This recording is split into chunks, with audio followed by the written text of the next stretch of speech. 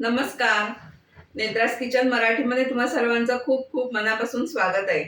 आज आपण बनवणार आहोत चविष्ट अशी सर्वांनाच आवडणारी कांदा लसूण विरहित पारंपरिक पद्धतीने केलेली भोगीची भाजी. त्याच्यासाठी साहित्य पाहूया. इथे मी एक वांग घेतलंय बारीक चिरून पाण्यामध्ये घालून ठेवलंय काळ पडू नये म्हणून.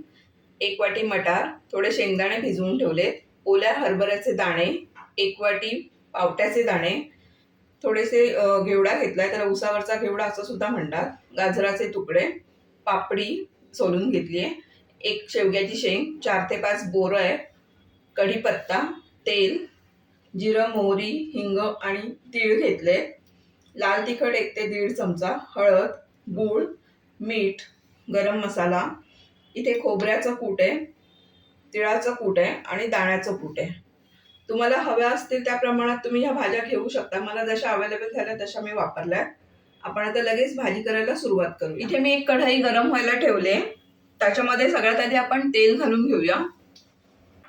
गॅस फास्ट आहे.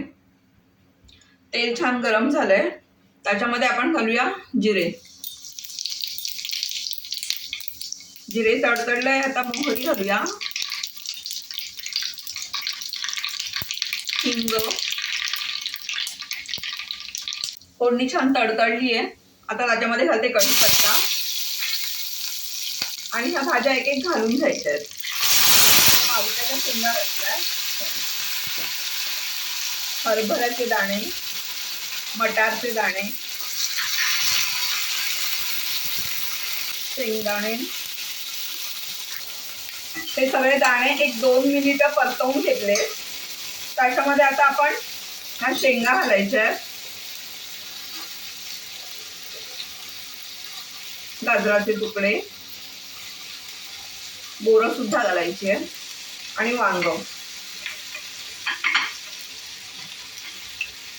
हे पुन्हा छान परतवून घ्यायचं आहे. गॅस मध्यम केलाय मी. या सगळ्या भाज्या आपण तेलावर छान परतवून घेतल्या. आता त्याच्यामध्ये घालूया हळद आणि मिरची पावडर. छान मिक्स करून घ्यायचंय आणि 2 मिनिटं असंच आपण झाकण ठेवायचंय. 2 ते 3 मिनिटं झाले. आपली भाजी आणि मसाला छान वाफलाय, असं तेल सुद्धा सुटलंय साईडने. आता आपण याच्यामध्ये घालायचंय हे दाण्याचं कूट, तिळाचं कूट, खोबऱ्याचं कूट, गरम मसाला, गूळ,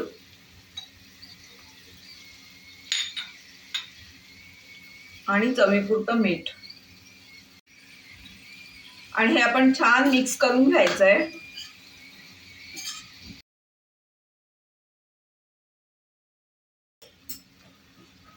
गॅस मध्यम आहे. त्याच्यामध्ये आता आपण ओतायचंय गरम पाणी. भाजीमध्ये आपण गरम पाणीच ओतायचंय, म्हणजे भाजी लवकर शिजेल. आता ही भाजी 10 ते 15 मिनिटं झाकून ठेवते. इथे आपली 15 मिनिटं झाले. झाकण काढून बघूया. छान झालीये सगळी भाजी, शिजलेत सुद्धा दाणे. आता मी याच्यात घालते थोडी कोथिंबीर,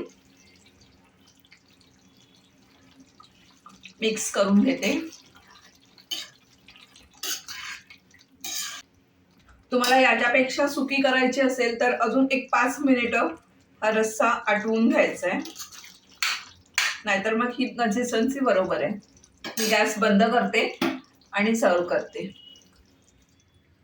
तर अशी ही चविष्ट आणि पारंपरिक पद्धतीने केलेली भोगीची भाजी तयार आहे. तसेच तीळ लावलेली बाजरीची खमंग खरपूस भाजलेली अशी भाकरी सुद्धा तयार आहे. भाकरीचा व्हिडिओ ऑलरेडी आपल्या चॅनलवर आहे, त्याची लिंक मी डिस्क्रिप्शन मध्ये देईनच. तर तुम्ही सुद्धा नक्की ट्राय करा आणि कसे झाले कमेंट करून सांगा.